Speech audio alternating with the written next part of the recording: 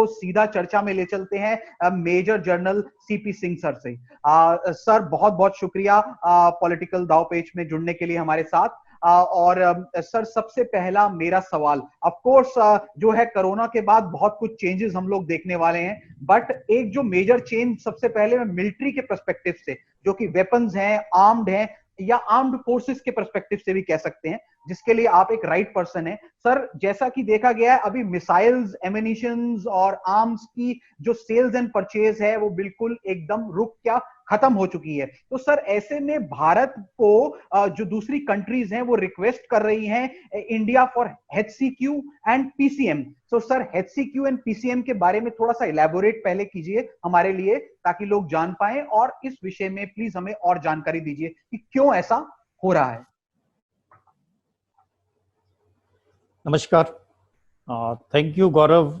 Narula ji, I am so grateful that you invited me for the talk on this show. I have done a lot of study on this subject, and I was very keen student of military history and the world strategic affairs. And I want to share some of my thoughts.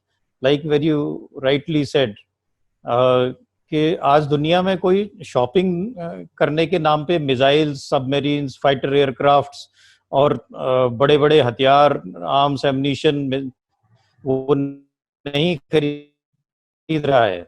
आज दुनिया में बड़े बड़े देश, super powers India को request कर रहे हैं कि हमें छोटी सी एचसीक्यू या पैरासिटामोल, पीसीएम जिसको आप कहते हैं, वो दे दीजिए। हमारे जमाने में इसको कुनैन की गोली बोलते थे या उसको कड़वी दवा बोलते थे, और सेकेंड वर्ल्ड वॉर के टाइम में ये मलेरिया बहुत ज्यादा हो गया था, तो सोल्जर्स को शाम को जबरदस्ती एक कुनैन की गोली दी जाती थी। ये परिपाटी थोड़ी चलती रही। जब हम ट्रेनिंग कर रहे थे आज से 40 साल पहले, तो इंडियन मिलिट्री एकेडमी में हम लोगों को भी शाम को हफ्ते में एक दिन ये कड़वी दवा दी जाती थी। इसको कड़वी दवा बोलते थे उस टाइम पे फौज में। एंड जब हमारे सीनियर्स हमसे नाराज होते थे तो वो पीने को पानी भी नहीं देते थे साथ में। तो वहां से ये दवा चली, और आज ये देखिए एक डिप्लोमेसी हो गई है। इंडिया का कद इससे बहुत ऊंचा बढ़ गया है कि हमने दुनिया के साथ में ये छोटी सी दवा शेयर करी, और हमारे पास इतनी मैन्युफैक्चरिंग कैपेसिटी है कि हम 37 साल तक पूरी दुनिया को ये दवा पिला सकते हैं या खिला सकते हैं, इतनी कैपेसिटी है। और 120 कंट्रीज को आज हम ये दवा एक्सपोर्ट कर रहे हैं। ये हमारे लिए बहुत बड़ी इज्जत की बात है। और प्रेसिडेंट ट्रंप ने और दूसरे देशों ने तो हमारे देश की और भारत की बहुत इसमें सराहना करी है, बहुत अप्रिशिएट किया है कि उन्होंने दुनिया को अपनी ये दवा के साथ में इस रोग को लड़ने में, कोरोना से फाइट में बहुत बड़ा सहयोग किया। तो ये जो कोरोना की लड़ाई है, दुनिया में इतने इतने अलायंसेस बने थे, इतने सुपर पावर्स थी जो दूसरों को छत्र छाया देती थी, दूसरों की गारंटी लेती थी। लेकिन जब ये कोरोना की लड़ाई शुरू हुई तो सब अपनी अपनी लड़ाई लड़ने लगे। ना कोई नाटो दिखाई दिया, ना कोई यूएन कहीं पे दिखाई दिया, ना कोई सार्क दिखाई दिया। तो ये सब अलायंसेस बिखर गए एक सिर्फ छोटे से कोरोना की वजह से, और हर एक देश अपनी अपनी लड़ाई में मशगूल हो गया। ना यूरोपीय ने भी बोला था आत्मनिर्भर होने की जरूरत है, चाहे वो छोटी सी गोली हो, चाहे वो एक एयरक्राफ्ट हो, मल्टी जेट फाइटर एयरक्राफ्ट हो, सभी कुछ अपने देश में बनाना पड़ेगा, तभी हम कामयाब होंगे। क्योंकि कल को पता नहीं है कि ये बॉर्डर सील हो जाएंगे, एक दूसरे की सप्लाई बंद हो जाएगी, ये जो ग्लोबलाइजेशन है वो शायद कहीं पे रुक जाएगा, तो फिर कौन काम आएगा? जो हमारे पड़ोस में रह रहा है वही काम आएगा। बढ़िया बात बोली आपने। और मैं सर मैं आपसे एक अगला प्रश्न पूछना चाहूंगा। तो सर बड़ी क्यूरियोसिटी है काफी, मेरे पास ये प्रश्न एक व्यूअर की तरफ से ही आया था कि सर जब ऐसी एपिडेमिक्स चलती हैं तो जो बेसिकली क्या आर्मी बॉर्डर्स पे कैसे अपने आप को, क्योंकि obviously heads off to them, police तो हमें दिखती है इधर, आर्मी किस हद से अपने आप को प्रोटेक्ट कर रही होगी इस टाइम पे? ऑब्वियसली कोरोना तो सर हर एक जगह पर है, तो सर किस हिसाब से प्रोटेक्शन चल रहा होगा? ऑब्वियसली देश की रक्षा तो कभी छूटती नहीं है, चाहे वर्ल्ड वॉर हो, चाहे कोई एपिडेमिक हो। तो सर किस तरीके से जूझते हैं? हमें अभी सलाम है हर एक आर्म्ड फोर्सेस को, नेवी, आर्मी और एयरफोर्स को, बट सर इसके बारे में जरूर एक अंदर की बात जरूर बताइए प्लीज हमें। देखिए गौरव जी, आपने बहुत अच्छा सवाल पूछा। एक सोल्जर ही है, उसके लिए कभी वर्क फ्रॉम होम नहीं है। इट इज ऑलवेज वर्क पर बैठ के बोर हो गए। सोल्जर हमारा फिर भी बॉर्डर पे खड़ा था, स्नो में भी, रेगिस्तान में भी, उन सब पे, और ये इंश्योर कर रहा था कि कोई इस कोरोना की लड़ाई का फायदा ना उठा पाए।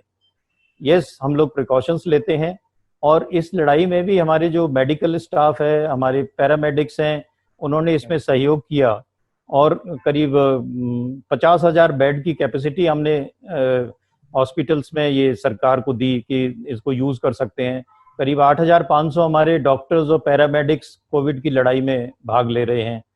आज की तारीख में तो ये तो हमारी सर फौजी आप फैमिली लोग है। से, ये तो सर हम जो है सिविलियंस के लिए आर्मी की देन है, ये तो बहुत बहुत एक बड़ी बात है। तो सर हमारी आर्मी के सोल्जर्स के वो उनकी प्रोटेक्शन के लिए किस तरीके से चल रहा है, क्योंकि वो तो बॉर्डर्स पे तैनात हैं अपनी बिल्कुल हमारी रक्षा के लिए। सर उन वो अपनी सेफ्टी के लिए कैसे क्या इस टाइम पे क्या कर रहे हैं, उसके बारे में प्लीज थोड़ा सा बताइए। हाँ जी, हम लोग जो बॉर्डर पे रहते हैं, सबसे जरूरी है हाइजीन एंड सैनिटेशन और पर्सनल डिस्टेंसिंग, जो आप कहते हैं सोशल डिस्टेंसिंग, और जो भी इसके प्रिकॉशंस हैं उनको हम रिलीजियसली फॉलो करते हैं। अभी मेरा जो सन इन लॉ है वो श्रीनगर के पास JNK में पोस्टेड है, वो भी आर्मी में मेजर है, और वहाँ पे वो मिलिटेंटों से भी लड़ रहे हैं और कोरोना से भी लड़ रहे हैं।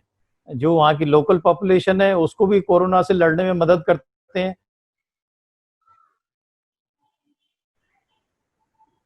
साथ ही साथ आपको जाके एम्बुश लगाते हैं, 8 फीट से लड़ते हैं और उनको भी मारते हैं या गिरफ्तार। तो आर्मी तो 2 फ्रंट पे लड़ाई कर रही है।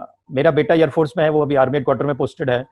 वो लोग ये प्लानिंग कर रहे हैं कि अगर ये एपिडेमिक बहुत ज्यादा बढ़ गया और आर्मी को बुलाया गया, तो हम लोग इसके लिए किस तरह से तैयार हैं एट ए हेडक्वार्टर लेवल।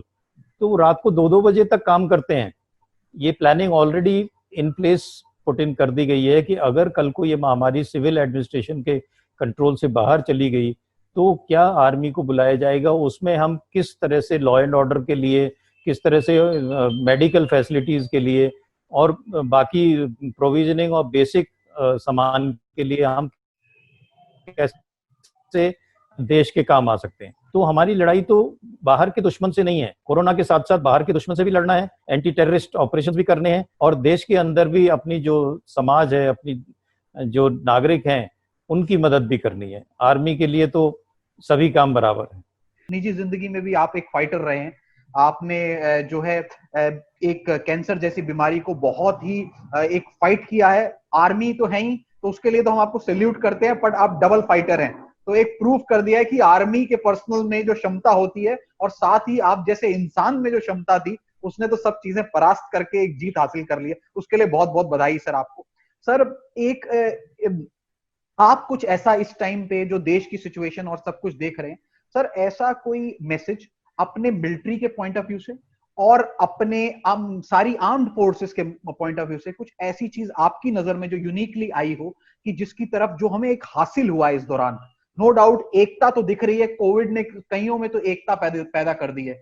सोशल डिस्टेंसिंग मतलब हेल्थ एंड हाइजीन की वैल्यूज पैदा कर दी हैं, बट उसके अलावा just in your term sir, if you like to say anything please. या गौरव जी, मैं एक चीज कहना चाहता हूँ कि ये जो कोविड का पेंडेमिक है, नो डाउट बहुत बड़ी महामारी है, दुनिया में फैल रही है, बहुत सारे लोग इसमें मृत्यु को प्राप्त हो गए हैं। इसका कोई क्योर नहीं है अभी तक, कोई इसकी वैक्सीन नहीं है, तो उसकी वजह से दुनिया में एक पैनिक हो गया है। अगर आप देखें, यस, 65 लाख के करीब लोग इन्फेक्टेड हैं दुनिया में, 3 लाख लोगों की डेथ हो गई है। लेकिन अगर आप देखें तो 3 लाख लोग कोल्ड एंड कफ से भी मर गए हैं, लेकिन उनका स्कोर नहीं आता। जैसे आप टीवी पे रोज क्रिकेट मैच की तरह स्कोर आ रहा है, उससे बहुत ज्यादा पब्लिक में ये पैनिक फैल गया है। अगर ये आप 3 महीने का ही वो देखें, करीब 3 लाख से ज्यादा लोग मलेरिया से मर गए हैं दुनिया में, 3 लाख के करीब कोल्ड फ्लू से मर गए हैं। The suicide deaths itself has been about more than 2 lakhs। जो रोड एक्सीडेंट से 3 लाख से ज्यादा लोग मर गए हैं, कैंसर से 11 लाख मरे हैं। तो मैं ये कहना चाहता हूँ, the mortality rate of Covid is only 3%। when I was second time with a relapse of cancer diagnosed, and I got cured, the doctor came to me. He became my friend. And when he was taking me for the treatment, he said, "Sir, the chances of survival are 20%." I said, "Damn bloody good, यार, 20% पे तो हम attack launch कर देते हैं, बहुत अच्छे chances हैं." और आपने नाम सुना होगा lance Armstrong, world cycling champion. उन्होंने एक किताब लिखी है, इट्स नॉट अबाउट बाइकिंग. उनको कैंसर हो गया था and he had 3% chances of survival. He recovered from that. Not only he recovered from the cancer, he became the world champion again. Right. तो ऐसे बहुत सारी मिसाल हैं. और पब्लिक इतना 3% मोर्टेलिटी है, यानी उल्टा है लांस आर्मस्ट्रॉन्ग के. 97 चांसेस हैं सर्वाइवल के, और 3% मोर्टेलिटी के बाद जो 97% होंगे वो इम्यून हो जाएंगे, उनको फिर खतरा ही नहीं है इस बीमारी का. राइट. तो हम तो 20% से लौट के आए हैं, और अपने मन में ये ठान लीजिए कि नहीं, मुझे कुछ नहीं होगा.